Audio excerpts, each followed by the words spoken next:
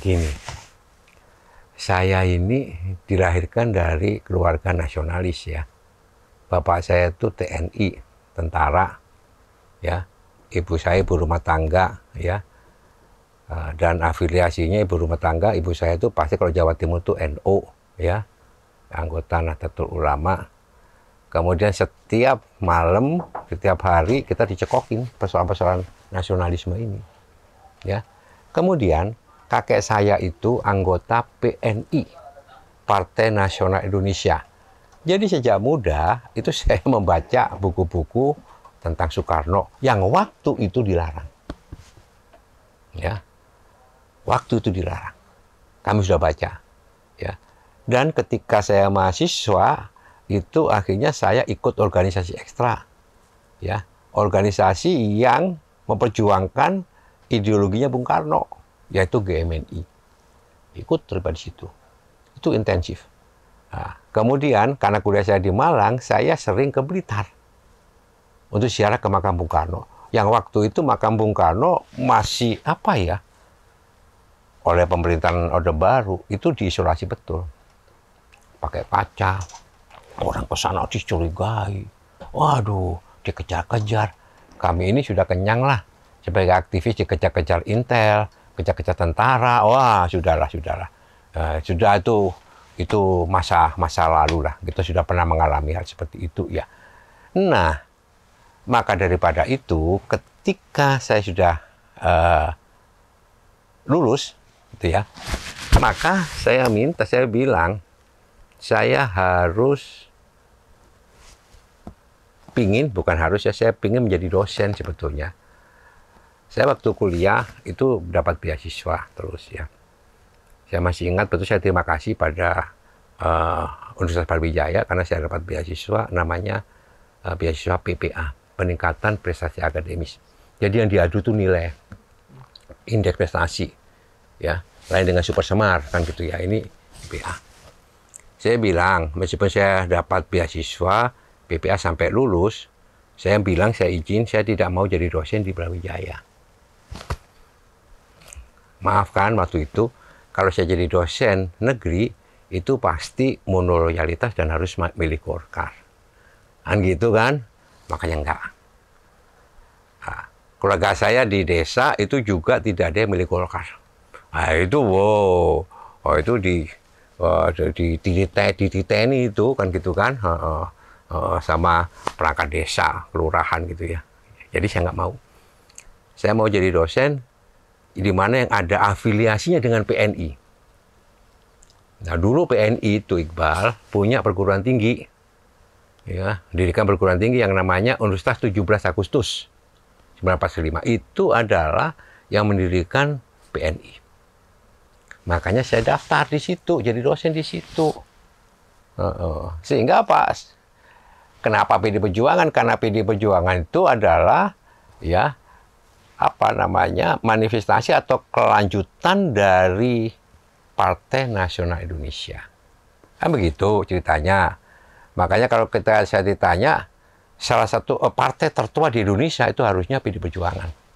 Kalau kita runut dari sejarah berdirinya PNI, 27 loh. Kemudian berfusi kan, berfusi tahun 73 kan gitu ya. Jadi PDI ya. Itu kenapa? Ya karena ideologinya. Ideologinya itu nasionalisme. Ideologinya itu Pancasila. Pancasila yang digali oleh Bung Karno 1 Juni. Ya. Jadi ideologinya itu. Makanya kalau memilih partai itu, kalau saya sih dari dulu itu kita lihat apa sih ideologinya. Apa sih platform perjuangannya? Ya kan? Bagaimana sih orientasinya? Apa sih idealismenya? Ya kan? Itu. Jadi kalau saya begitu, bagaimana sih tata kelola partainya? Terus bagaimana sih sejarah partainya? Waktu itu kan PDI, ya sebelum PDI kan PDI ini, itu kan dihajar, dikuyo-kuyo oleh rezim Orde Baru. Ketika kongres luar biasa di Sukolilo, Sukolilo itu, asrama haji itu dekat sekali sama saya punya kampus. Ya. Sehingga kalau ada demo-demo di sana, aktivis-aktivis itu mampirnya di kami punya kampus. Ya. Dan waktu itu saya sudah menjadi pejabat. Sehingga kalau mereka butuh dana macam-macam mau demo, biasa tuh aktivis kan ke itu minta ya, minta uang rokok, uang bensin dan sebagainya. Nah, kita juga demo juga di situ. Waktu itu di Sukolilo. Ya. Ini sejarah. Sehingga saya masuk PD Perjuangan itu tahun 93.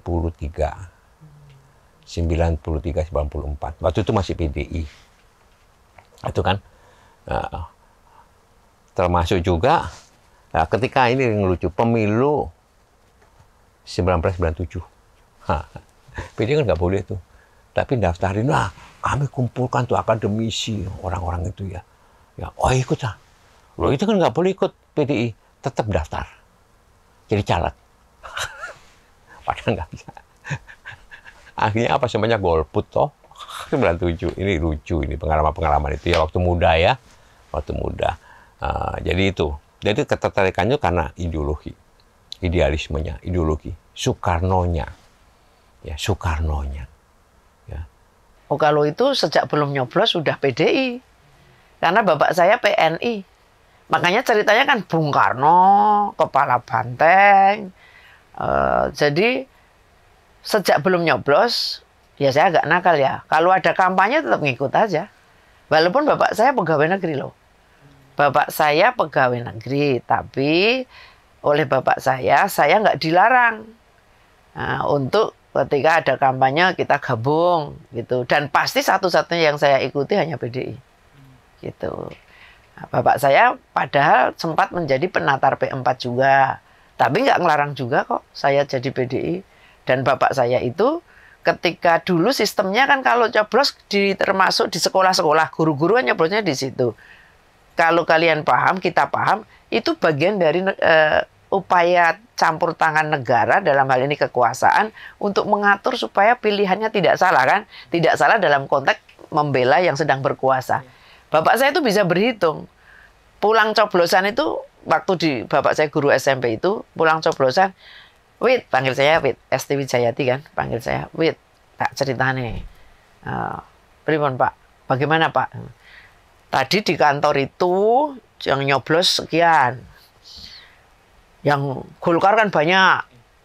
Nah, yang P3 tadi ada 2. Nah, aku udah tahu itu 2 itu siapa gitu. Jadi cara menghitung menilai orang bapak saya sudah ngelatih saya sejak kecil. Nah, si PDI mau telu. Sinten niku Pak? Bapak mesti rokai gitu. Nah, itu cerita bapak saya sehingga penanaman PDI Bung Karno yang pertama Bung Karno. Ya karena cerita masa kecil bapak selalu cerita Bung Karno. PDI tidak bisa dipisahkan dari bapak bangsa kita, Bung Karno. Kemudian yang kedua, semakin kesini saya semakin paham. Ideologinya jelas. Semakin kesini waktu saya belum jadi anggota DPRD ya, kan harus belajar tahapan-tahapan. Ideologinya jelas, Pancasila. Kemudian, karena bapak saya guru Pancasila, kan Pancasila, ketuhanan yang Maha Esa, dulu kan belum terlalu terasa ya, perbedaan-perbedaan itu membuat sekat-sekat yang sedemikian tebal seperti beberapa waktu yang lalu itu nggak terasa. Enjoy aja kita, saya minoritas, tetapi waktu itu enjoy aja. Tetapi memang nilai-nilai mengenai Pancasila termasuk kemanusiaan yang adil dan beradab, bapak saya bisa bercerita panjang, apalagi beliau itu adalah penatar P4. Nah, sehingga ketika bicara ideologinya Pancasila, begitu, itu kita sudah bisa memahami. PDI Perjuangan pasti akan menguatkan nilai-nilai Pancasila ini. Di dalam kesehariannya, bagaimana kemudian juga nilai-nilai itu harus diperjuangkan. Termasuk di dalam membuat kebijakan. Baik itu melalui peraturan-peraturan daerah, baik itu juga nanti kita undang-undang maupun sikap dan perbuatan kita. Mengajarkan bagaimana toleransi beragama. Serumah saya beda-beda, dalam arti simbah saya Muslim, ada yang Kristen, ada yang Katolik, itu kan nilai-nilai agamanya berbeda. Tapi waktu itu tidak menjadi persoalan sama sekali. Tidak ada sekat terkait dengan hal itu. Nah, nilai-nilai seperti itulah yang bapak saya selalu katakan, nah kalau Pancasila itu begini. Nah, kemanusiaan ya berarti bagaimana caranya bisa menolong orang. Nah, persatuan, ya bagaimana perbedaan apapun itu tetap harus bersatu. Dulu Bung Karno itu memperjuangkan untuk merdeka ini seperti ini. Nah, seperti itu. Artinya nilai-nilai ideologi yang sangat lekat dengan PDI dan sekarang menjadi PDI Perjuangan itu menjadi sebuah kekuatan dan kemantapan saya. Tidak ada sedikit pun keinginan menoleh untuk bisa kepada yang lain. Terus akhirnya menjadi pemuda Demokrat. Jadi pemuda Demokrat Indonesia terus berjalan. Barulah kita mulai kenal sama orang-orang PDI Segi Lima. Waktu itu tahun 83. Masih ada Kordes. Aku hidup di Jakarta Timur. Aku jadi wakil ketua ranting. Waktu itu di Kordes, wakil ketua Kordes, Ban Kordes waktu itu. Ketua Kordes di Lobang Buaya itu namanya Pak Agus. Terus tahun 89 dulu periodenya nggak jelas lah gitu ya. Belum tentu 5 tahun sekali karena kan orang nggak ada yang mau masuk di selain Golkar ya. Nah baru kita Korcam. Korcam waktu itu ketua DPC-nya Pak Yakub Nuawea di Kecamatan Cipayung, Jakarta Timur. Terus karena bapakku tinggal di Ciledug, waktu itu bapak sudah dipulangkan tahun 79. Nah, dalam keadaan sakit jantung, aku harus pulang ke Ciledug. Terus akhirnya aku aktif lah di PDI di Tangerang, kota Tangerang. Masuk di salah satu wakil ketua DPC Segi Lima, PDI Segi Lima. Waktu itu Cecep Suropati ketua DPC-nya. Terus udah gitu 94, tahun 96 gonjang-ganjing antara PDI Promega, PDI Suryadi. Kakiku ditanya, mau PDI mana? Ya PDI Megawati lah. Karena apa? Aku tertarik statement Mbak Mega. Mbak Mega bilang, saya akan mengembalikan kedaulatan rakyat ke tangan rakyat, bukan ke tangan penguasa. Terus Mbak Mega dulu kan, meskipun aku tinggal sendiri, bendera aku kibarkan, pantangku turunkan. Wah itu, aku tetap situ. Nah, dulu kita DPC ada 17 kalau nggak salah. Yang lain lari ke Suryadi. Tinggal 6 orang. 6 orang yang 3 tiarap takut karena kan pasti dipanggil Kodim, Kodam, apalah, Korami lah apa. Kalau kita punya usaha ditutup, aku dulu udah punya klinik juga ditutup, sehingga nggak ada yang mau lah dulu ikut Megawati. Kan resikonya itu punya usaha ditutup, kalau pegawai negeri dipecat, ya udah seperti itu. Tinggal 3 orang mengangkat dirinya sendiri lah. Saya Malawati, Pak Mul, aku ketuanya, sekretaris Mala, Pak Mul Bedahra. Terus melengkapi orang kalau dulu kan, ayo DPC. Oh, aduh Mbak nih enggak, saya pasti mendukung Mbak Mega, tapi jadi pengurus nggak mau. Resikonya dipanggil Koramil, bolak-balik panggil, diincer terus. Ya susah banget. Kalau sekarang mau jadi DPC rebutan, ya. Karena partai sudah menjanjikan kursi, bisa jadi bupati, wali kota, anggota DPR, DPRD kan gitu. Dulu kan kita resikonya ikut Mbak Mega, pokoknya gimana nurunin Soeharto, itu aja semangatnya Mega yes gitu kan. Udah pokoknya kita yang punya semangat itu. Nah, udah akhirnya ya udah bikin Korcam sendiri, bikin gitulah pokoknya resikonya sampai terjadi 27 Juli. 27 Juli waktu itu aku sempat udah hamil anak kelima, melahirkan, akhirnya ditahan.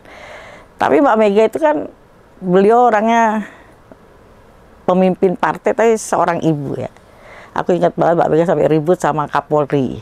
Karena bayiku yang nomor 5 umur 32 hari harus dapat ASI ibunya. Dimasukkan ke Polda, waktu itu aku ditahan di Polda. Nah itu yang nggak aku lupa dari ibu. Nah terus karir terus itu lama-lama ada Konperda, masuklah DPD Jawa Barat, karena dulu belum ada Banten. Masuk wakil ketua DPD Jawa Barat, itu ketua DPD-nya Rudi Harsa Tanaya. Aku bidang organisasi, kaderisasi, keliling Jawa Barat, bikin DPC. Nggak lama ada Provinsi Banten. Aku ditugaskan ibu masuk DPD Banten. Nah terus 2005 masuk DPP Partai. Sampai sekarang DPP Partai, itu karir di politik.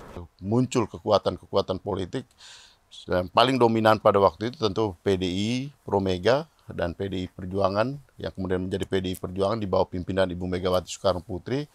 Dan latar belakang saya sebagai aktivis di GMNI itu yang mendorong saya bergabung kembali dengan kawan-kawan saya yang juga adalah aktivis-aktivis di partai politik yang sudah masuk lebih duluan di partai politik, dan kami sama-sama ya terlibat di dalam partai di Jawa Barat.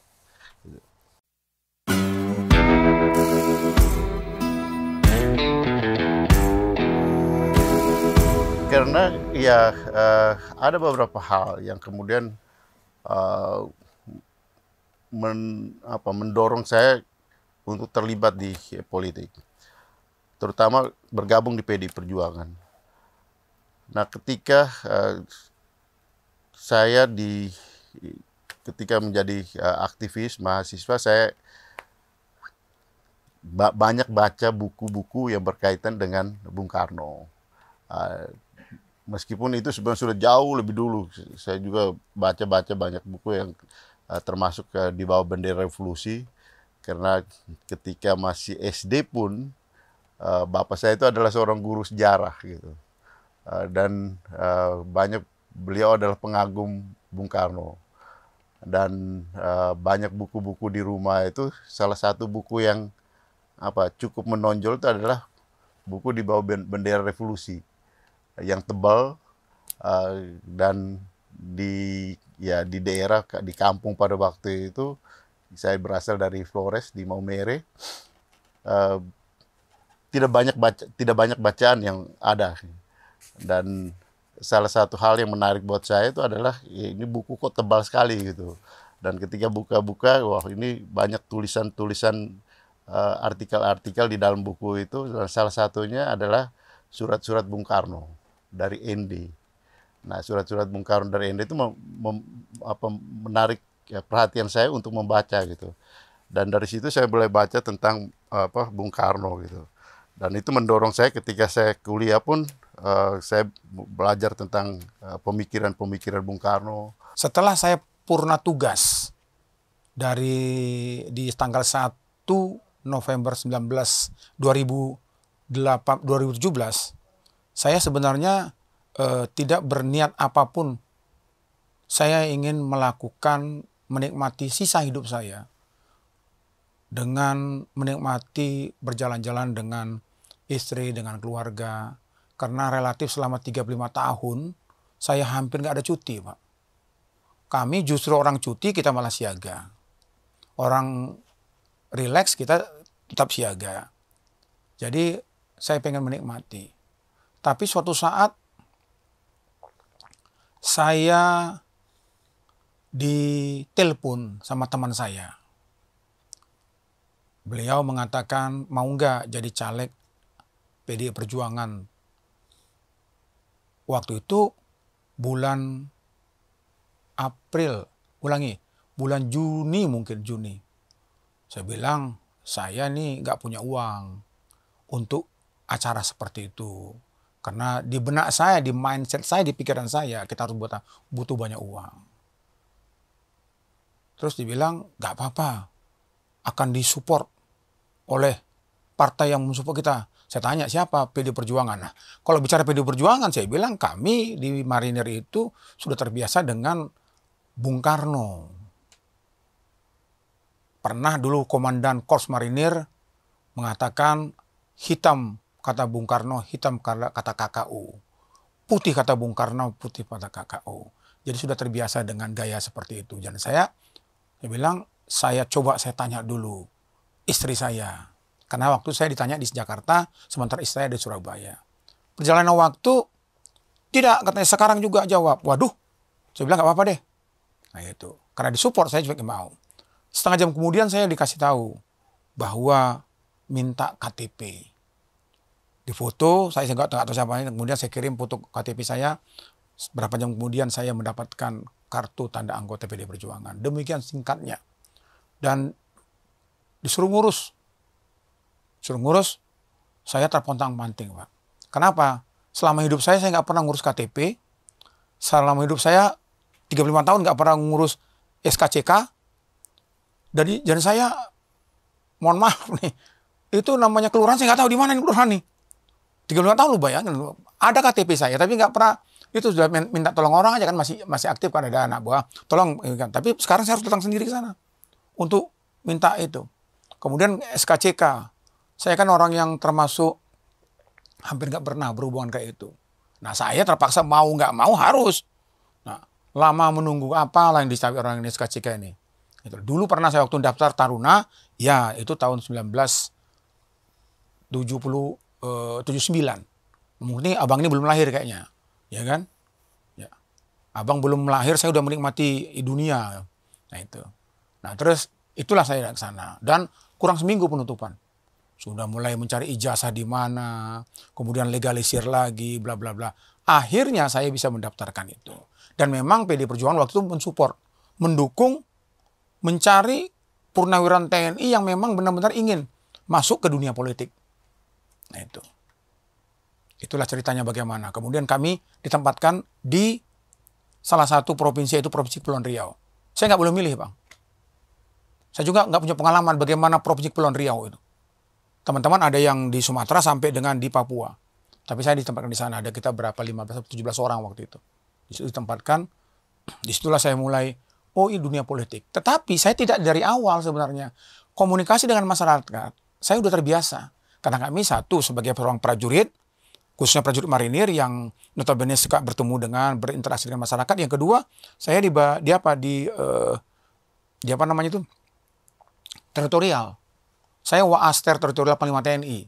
Waktu itu panglimanya Pak Muldoko. Nah, disitulah pengalaman itulah saya pakai pada saat saya pencalekan di Provinsi Kepulauan Riau.